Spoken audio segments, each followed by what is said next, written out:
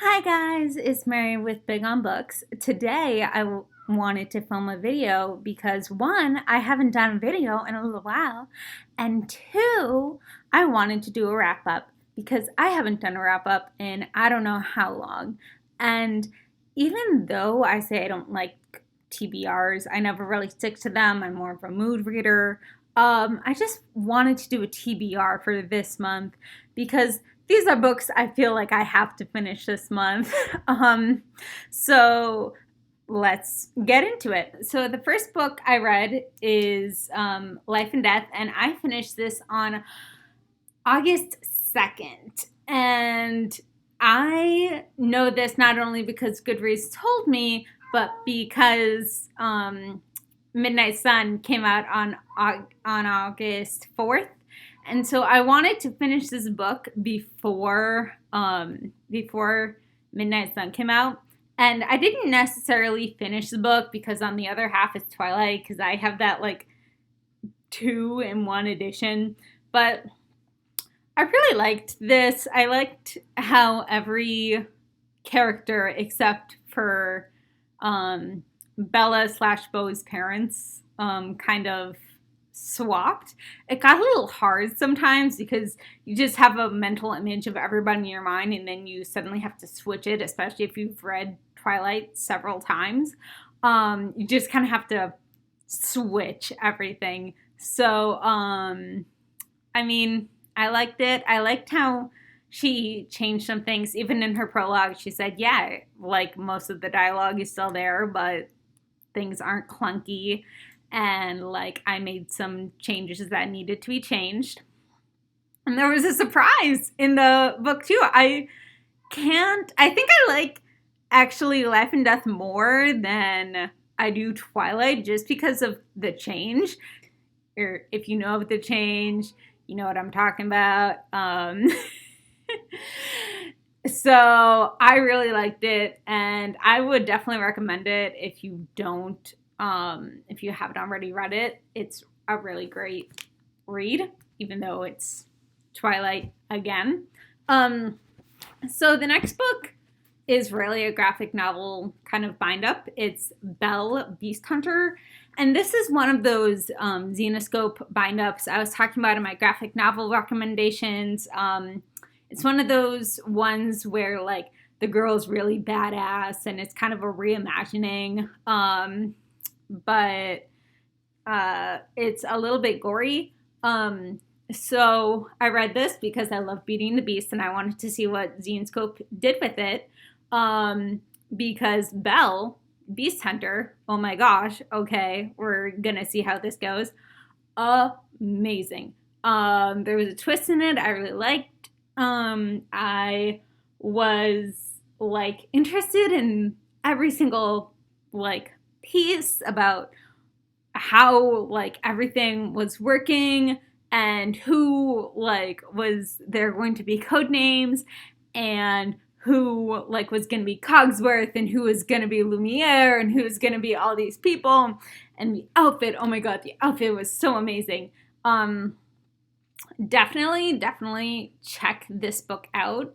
It's about a girl named Belle whose family comes from this whole line of beast hunters.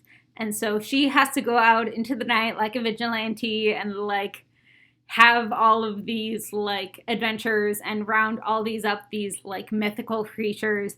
And then her mom dies or her mom disappears one day when she's little. So she has to fight all these battles all herself for like 10 plus years, handling college and friends, and it's really good. I would really recommend it. And I would recommend basically anything else of Zenescope's. Like they're an amazing comic book company, and I think they're right up there with DC. And I haven't read any Marvel, but my guess is Marvel too.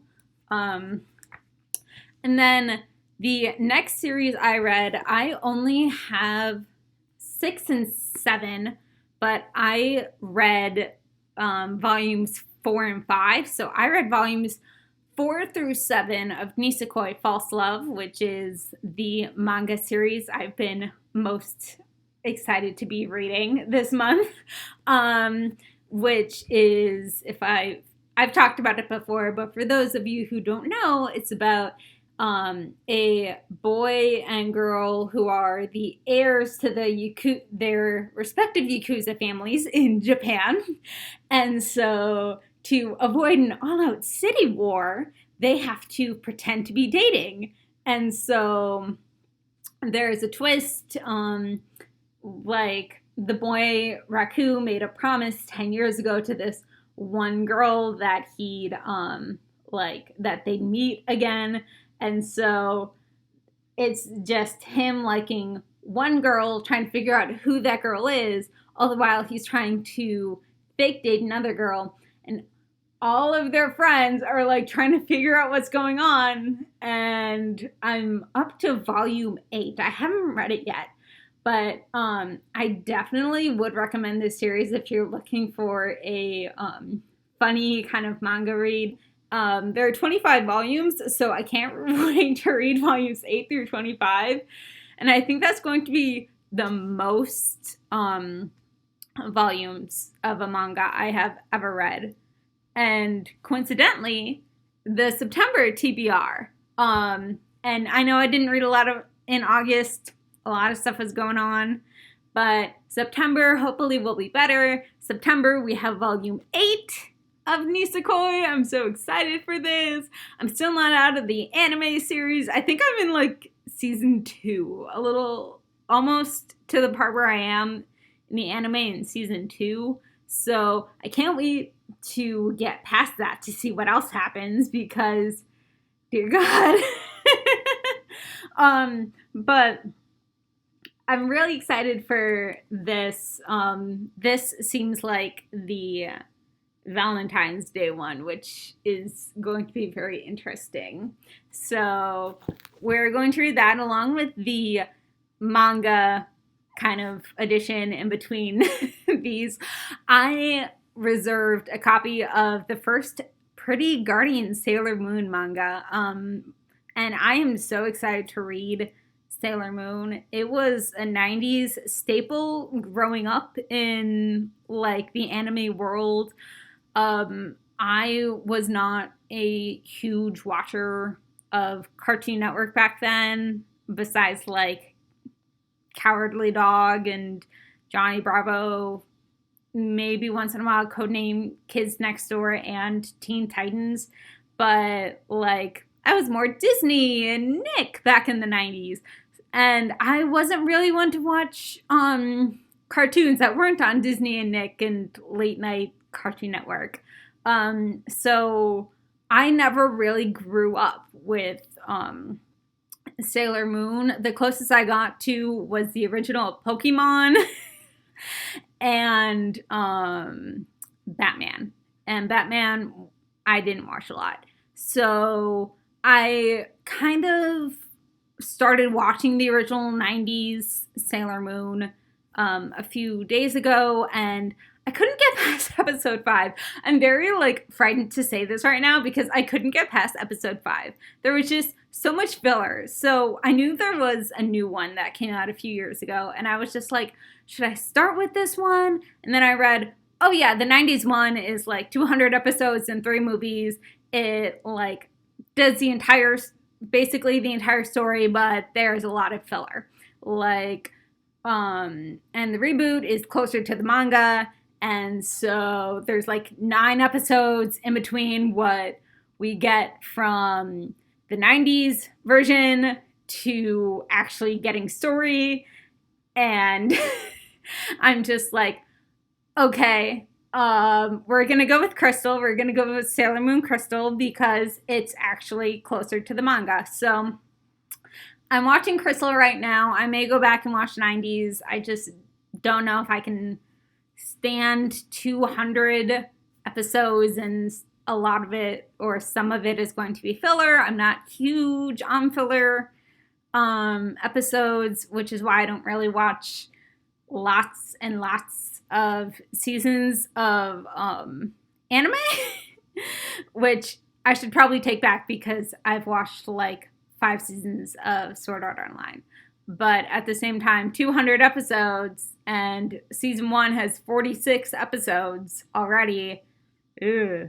But I'm so excited to read Sailor Moon Volume 1 when I pick it up tomorrow. It's going to be great. And so, moving on from that, moving on from manga, the next book I've been reading for a year.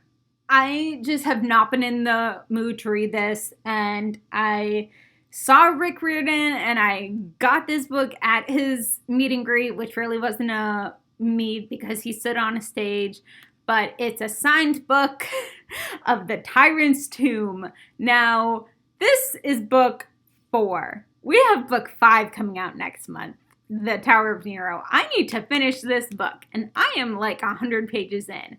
And this is really, really bad that I am not finished with this book yet. So I need to get cracking on that. And these next 2 books I've also been reading. I've been reading like 3 books plus at the same time, and it's just like nuts. And the reason I just keep piling stuff on top of each other is because, like I said, I'm a mood reader. But at the same time, like, these books aren't that long. They're like 250 pages, and they're like very little text and lots of drawings. So they're not that long. They take me like a day or 2 to read max. But the next book is Shadow and Bone by Leigh Bardugo. I have been wanting to pick this and Six of Crows up for a while. And now that the Netflix series has cast most, if not all of its cast, I have decided, finally, I should probably read this. So I've been reading this since like July, I believe. I actually thought about DNFing it. About 100 pages in, maybe about 50 pages in. I was just so bored. But I asked people online, I'm like, should I read Shadow and Bone or Six of Crows first? Because the Netflix series is called Shadow and Bone, but it's about the entire Grishaverse. And people were like, read Shadow and Bone first. If you read Six of Crows first, you're going to be spoiled for things for Shadow and Bone. And I'm just like, okay.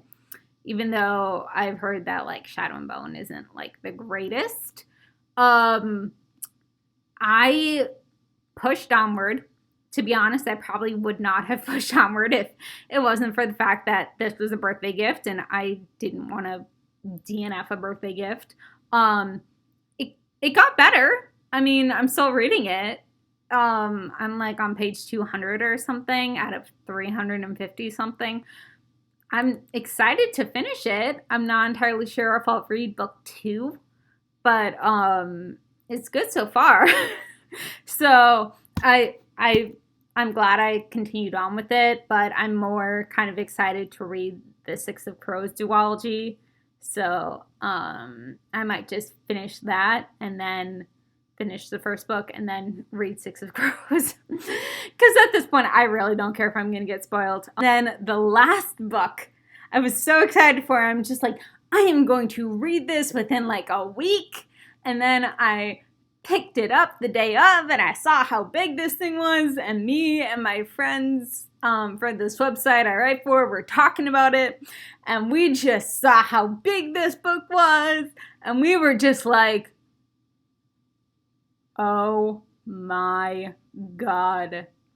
And if you haven't guessed what that book is, that is Midnight Sun! Edward's point of view of Twilight. So I am struggling with this book.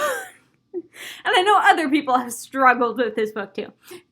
Because, one, not only is it a humongous book, it's like 664 pages or something.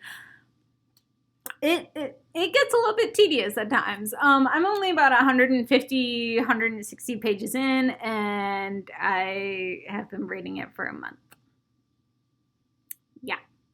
I'm very sorry to say that to Stephanie Meyer, but or to anybody out there who enjoyed this book. I'm struggling. I think a lot of it is the language and unnecessary like commentary. Like, I feel like for the first 150 pages you could cut out like several sentences, maybe several paragraphs, and just water everything down. Like, I get Edward is almost 100 years older than Bella.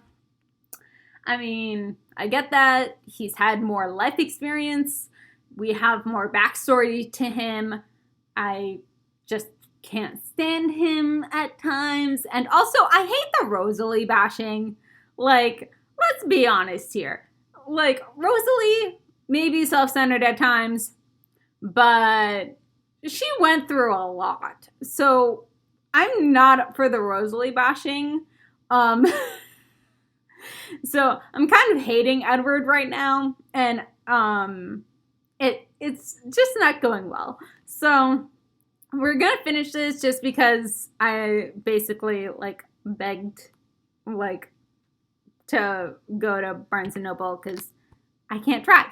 So I had to find transportation and reserve this book and buy this book, and I was so excited, and I still am, but I just wonder at times if this book is going to, if reading the 2 other Twilight Universe books that Stephenie Meyer has already confirmed is going to be like reading Midnight Sun,